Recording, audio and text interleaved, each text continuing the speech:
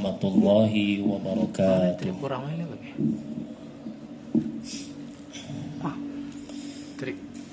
Alhamdulillah nahmaduhu wa nasta'inuhu wa nastahdihi wa nastaghfiruh wa na'udzu billahi min syururi anfusina wa sayyiati a'malina.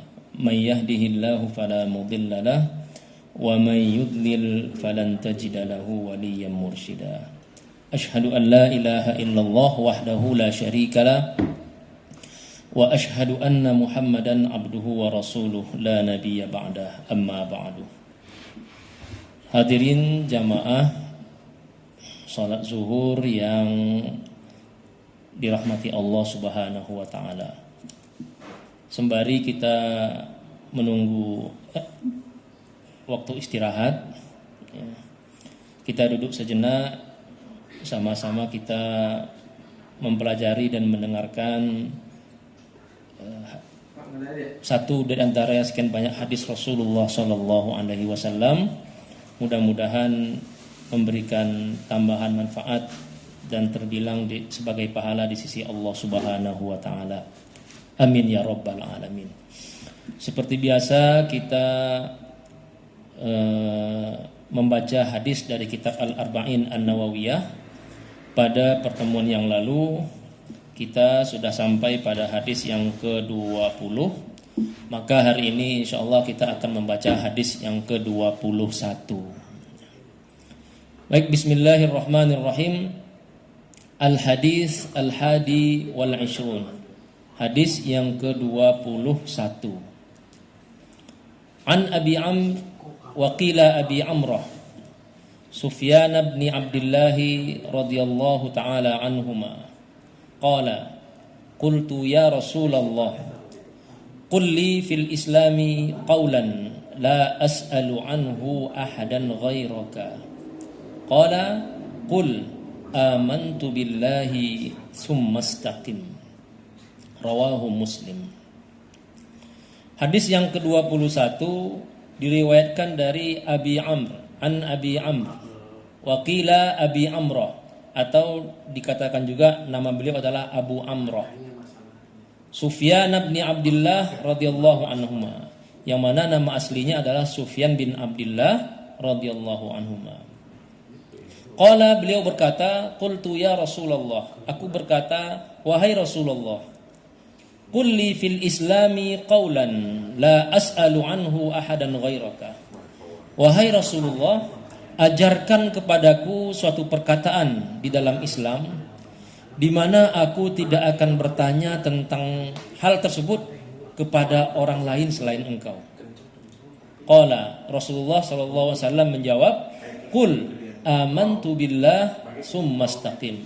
Katakanlah, amantu billah, aku beriman kepada Allah, summa istaqim, lalu istiqamahlah. Rawahu Muslim. Hadis ini diriwayatkan oleh Imam Muslim. Jamaah yang dirahmati Allah Subhanahu wa taala. Hadis yang ke-21 ini berbicara tentang iman dan istiqamah. Hadis ini sampai kepada kita berkat seorang sahabat yang telah menyampaikannya, yang mana beliau bernama Abu Amr atau Abu Amrah.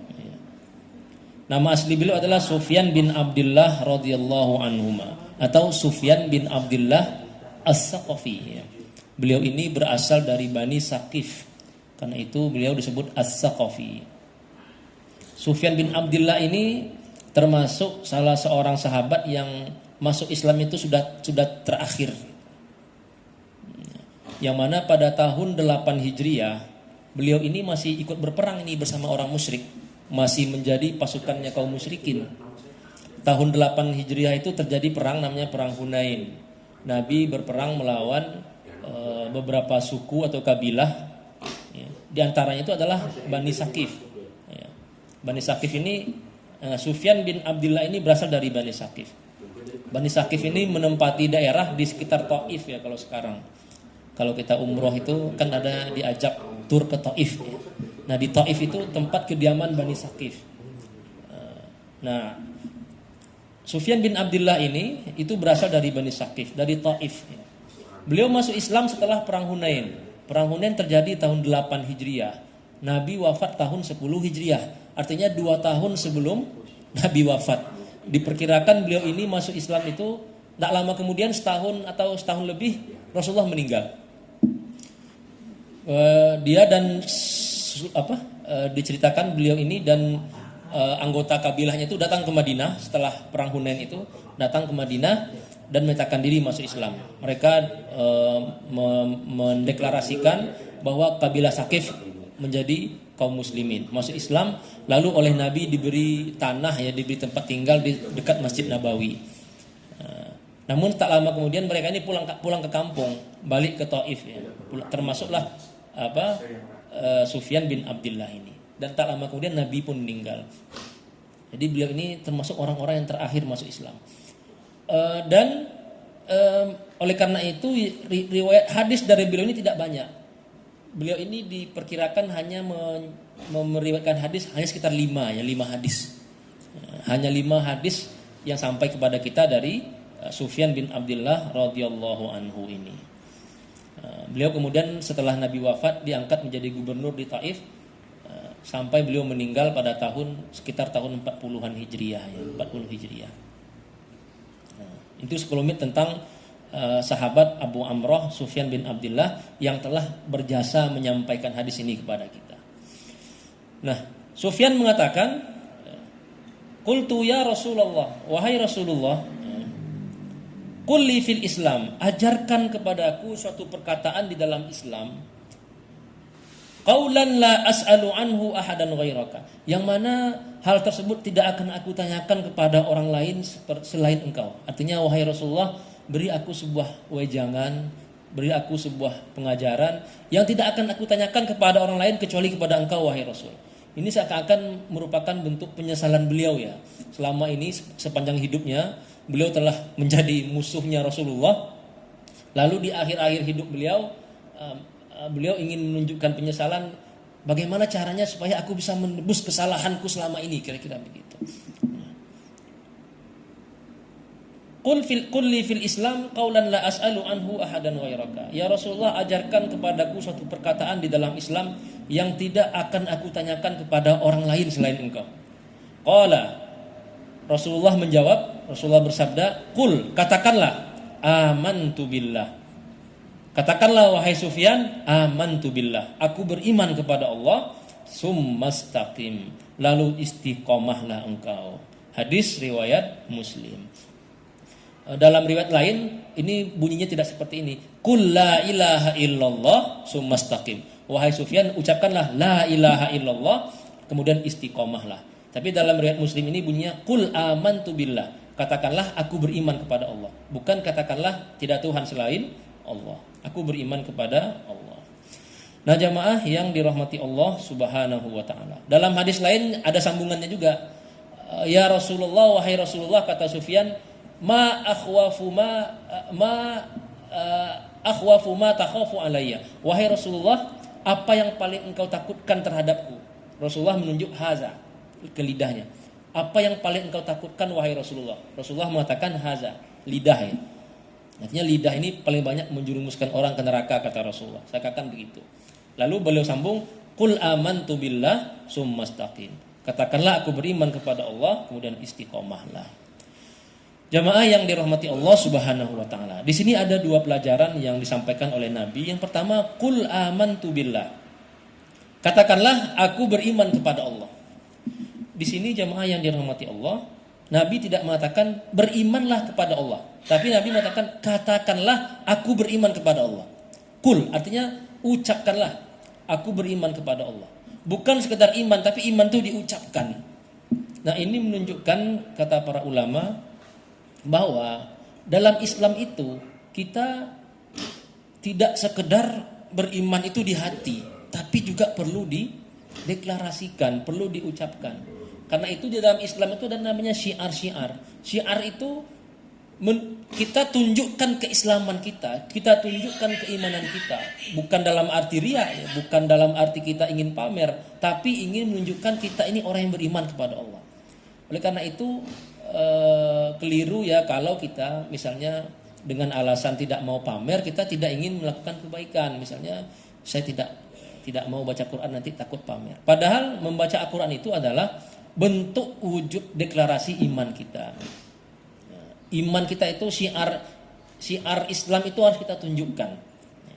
Oleh karena itu Nabi mengatakan, qul amantu billah, ucapkanlah aku beriman kepada Allah. Bukan amin billah, berimanlah kepada Allah. Tidak, Nabi mengatakan qul amantu billah, deklarasikanlah aku beriman kepada Allah.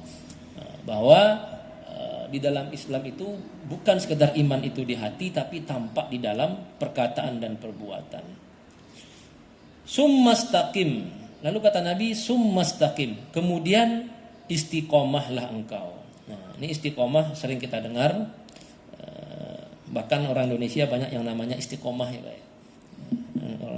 Khasnya orang Indonesia itu ngambil nama itu kadang-kadang dari bahasa Arab, istiqomah dijadikan nama. Istiqomah itu mungkin sudah sering kita dengar. Istiqomah itu ada banyak makna. Tapi secara bahasa istiqomah itu berasal dari kata-kata istaqoma, i'tadala, tegak lurus ya. Sesuatu yang tegak lurus, tidak goyang ke kanan dan tidak goyang ke kiri, itu namanya istiqomah. As-sabat, keteguhan jiwa.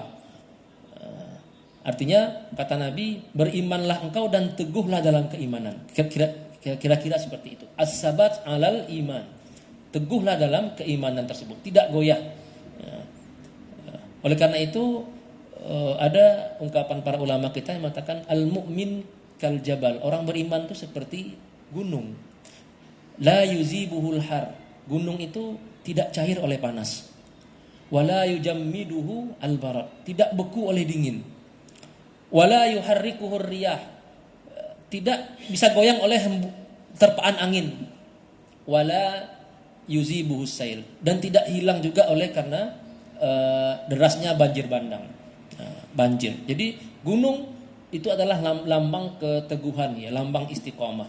Nah, iman itu kata Rasulullah hendaknya seperti itu. Tidak bisa digoyang oleh terpaan oleh godaan apapun.